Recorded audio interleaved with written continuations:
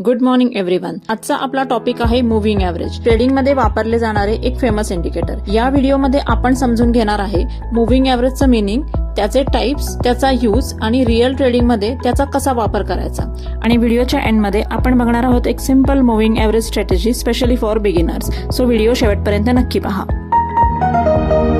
Hello and welcome to my channel investment in knowledge. आपल्या personal आणि professional ग्रोथसाठी नॉलेजमध्ये इन्व्हेस्ट करणं is the best option. So let's start with the knowledgeable video. तर पहिला बघू मुव्हिंग एव्हरेज म्हणजे काय. ट्रेडिंग करताना जेव्हा आपण चार्ट बघत असतो तेव्हा प्राइस खूप अपडाऊन होत असते, त्यामुळे मार्केटची एक्झॅक्ट डिरेक्शन लगेच समजत नाही. अशा वेळी चार्टवर मुव्हिंग एव्हरेज प्लॉट केले की ट्रेंड समजायला खूप इझी जातो. मुव्हिंग एव्हरेज ही अशी लाईन आहे जी प्राइसचा एव्हरेज काढून मार्केटचा ट्रेंड सिंपल पद्धतीने दाखवते, त्यामुळे चार्ट वाचायला आणि ट्रेंड ओळखायला खूप सोपा जातो. आता हा चार्ट बघा, यामध्ये प्राइस मुव्हिंग एव्हरेजच्या वरती आहे म्हणजे ट्रेंड बुलिश आहे, आणि जिथे प्राइस मुव्हिंग एव्हरेजच्या खाली आहे तिथे ट्रेंड बेरिश आहे. फॉर एक्झाम्पल, आता या चार्ट मध्ये ही 21 मुव्हिंग एव्हरेजची लाईन आहे. 21 मुव्हिंग एव्हरेज म्हणजे मागच्या 21 कॅन्डल्सची एव्हरेज प्राइस. या चार्ट मध्ये प्राइस या लाईनवर येऊन सपोर्ट घेत आहे आणि परत वर जात आहे, आणि या दुसऱ्या चार्ट मध्ये प्राइस मुव्हिंग एव्हरेजच्या जवळ येते आणि परत खाली जाते. म्हणजेच मुव्हिंग एव्हरेज हे एक सपोर्ट आणि रेझिस्टन्स सारखं पण काम करते. थोडक्यात सांगायचं तर मुव्हिंग एव्हरेज म्हणजे मार्केटचा स्मूथ ट्रेंड दाखवणारी आणि सपोर्ट रेझिस्टन्स समजायला मदत करणारी एक एव्हरेज लाईन आहे. मुव्हिंग एव्हरेज हे एक लॅगिंग इंडिकेटर आहे, कारण ते एव्हरेज कॅल्क्युलेशनसाठी पास्ट प्राइसचा यूज करते. आता आपण बघूया मुव्हिंग एव्हरेजचे टाइप्स. मेनली ट्रेडर्स दोन प्रकारचे मुव्हिंग एव्हरेज जास्त वापरतात, सिंपल मुव्हिंग एव्हरेज आणि एक्सपोनेन्शियल मुव्हिंग एव्हरेज. पहिला बघूया simple moving average. Simple moving average मध्ये सगळ्या कॅन्डल्सला इक्वल इम्पॉर्टन्स दिला जातोय, म्हणजे मागच्या सगळ्या प्राइसचा हा सिंपल एव्हरेज काढला जातो. त्यामुळे ही लाईन थोडी स्मूथ असते, पण प्राइस मुवमेंटला थोडं लेट रिॲक्ट करते. फॉर एक्झाम्पल, हा चार्ट बघा, प्राइस चेंज झाला तरी सिंपल मुव्हिंग एव्हरेज लाईन हळूहळू मूव्ह होते. म्हणजेच ट्रेंड समजायला युजफुल आहे, पण फास्ट एंट्रीजसाठी कधी कधी लेट सिग्नल देऊ शकते. आणि सेकंड आहे exponential moving average. Exponential moving average मध्ये लेटेस्ट कॅन्डल्सला जास्त इम्पॉर्टन्स दिला जातोय, त्यामुळे हा प्राइस मुवमेंटला खूप फास्ट रिॲक्ट करतो. आता या चार्ट मध्ये बघा, प्राइस जशी जशी मूव्ह होते तशी ईएमए लाईन पटकन रिॲक्ट होते, म्हणून इंट्राडे ट्रेडर्स ईएमएचा जास्त वापर करतात.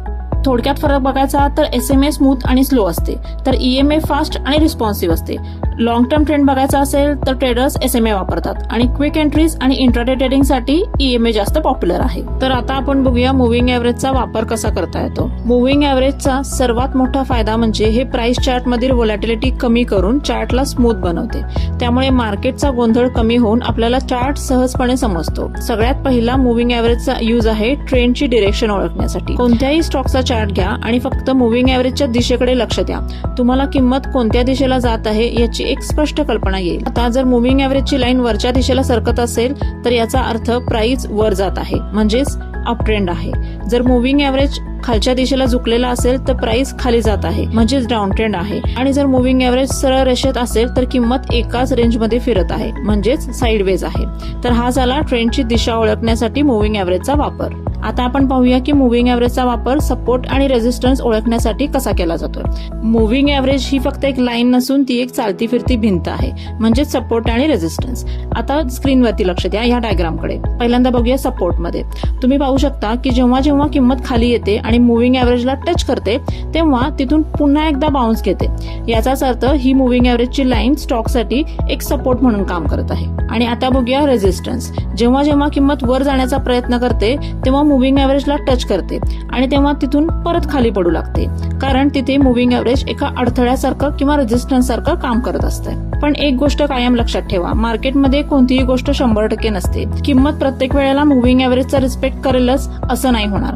कधी कधी किंमत या लेवल्सला तोडून सुद्धा पुढे जाऊ शकते, त्यामुळे ट्रेड घेताना इतर काही गोष्टींची खात्री करणं सुद्धा तितकंच महत्वाचं आहे. आता आपण बघूया how to use moving average in real trading and investment. Moving average हे वेगवेगळ्या टाइम फ्रेम्स मध्ये आणि वेगवेगळ्या पिरियड्स मध्ये वापरता येते, जसे की 21, 50, 100 किंवा 200 मुव्हिंग एव्हरेज. कोणत्या टाइपच्या ट्रेडिंग किंवा इन्व्हेस्टमेंटसाठी कोणतं मुव्हिंग एव्हरेज यूज करायचं हे समजून घेणं खूप इम्पॉर्टंट आहे. एसएमए आणि ईएमए मध्ये जनरली एसएमए म्हणजे सिंपल मुव्हिंग एव्हरेज हे लॉंग टर्म अनालिसिस साठी साठी वापरलं जातं आणि ईएमए म्हणजे एक्सपोनेन्शियल मुव्हिंग एव्हरेज हे शॉर्ट टर्म ट्रेडिंग साठी जास्त पॉप्युलर आहे, कारण ईएमए प्राइस चेंजला फास्ट रिॲक्ट करतो, हे आपण बघितलेलं आहे. पहिला बघूया इन्व्हेस्टमेंटसाठी. इन्व्हेस्टमेंट करताना ट्रेडर्स आणि इन्व्हेस्टर्स हायर टाइम फ्रेम्स वापरतात, जसे की वीकली किंवा मंथली चार्ट, आणि यामध्ये सुद्धा मोस्टली 100 SMA आणि 200 SMA सारखे long term moving average use केले जातात, कारण इन्व्हेस्टमेंट ही लॉंग टर्म अप्रोच असते, म्हणून मार्केटचा मेजर ट्रेंड समजून घेणं जास्त इम्पॉर्टंट असते. त्याचप्रमाणे ट्रेडिंग मध्ये शॉर्टर टाइम फ्रेम्स वापरले जातात, जसे की 5 मिनिट चार्ट किंवा 15 मिनिट चार्ट, आणि यामध्ये ट्रेडर्स मोस्टली 21 EMA किंवा 50 EMA यूज करतात, कारण ट्रेडिंग मध्ये डिसिजन्स फास्ट घ्यावे लागतात आणि EMA मार्केट मुवमेंटला क्विकली रिॲक्ट करतो.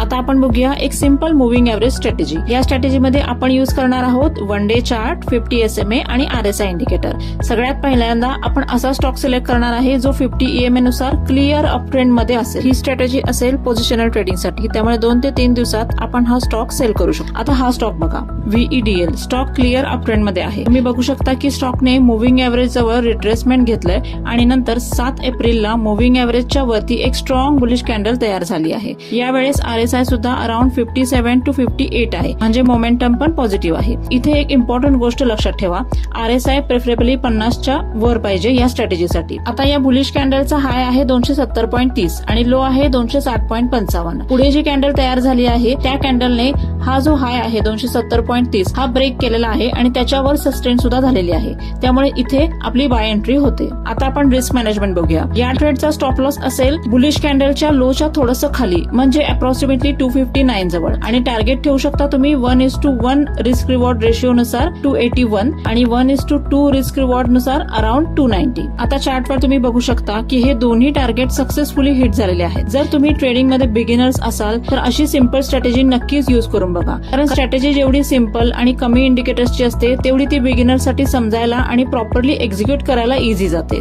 खूप इंडिकेटर्स वापरल्यामुळे ट्रेडर्स कन्फ्युज होतात. सिंपल सेटअप मध्ये डिसिजन मेकिंग क्लिअर राहतं आणि प्रॉपर डिसिप्लिन सोबत यूज केल्यास या स्ट्रॅटेजीचा सक्सेस रेशिओ सुद्धा चांगला असू शकतोय. पण एक गोष्ट नेहमीच लक्षात ठेवा, ट्रेड घेतल्यानंतर स्टॉप लॉस कधीही मागे घेऊ नका. स्टॉप लॉस एक्सेप्ट करायला शिका, कारण स्टॉक मार्केटमध्ये कोणती स्ट्रॅटेजी 100% परफेक्ट नसते. डिसिप्लिन आणि रिस्क मॅनेजमेंट हे ट्रेडिंग मध्ये लॉंग टर्म सर्व्हायव्हलचे खरे सिक्रेट आहे. तर अशा प्रकारे तुम्ही मुव्हिंग एव्हरेजचा यूज करून ट्रेंड समजू शकता, प्रॉपर एंट्री घेऊ शकता आणि डिसिप्लिन ट्रेडिंग सुद्धा करू शकता. व्हिडिओ युजफुल वाटला असेल तर लाईक करा आणि चॅनलला सबस्क्राईब करायला विसरू नका. Thank you for watching. Happy trading and stay discipline.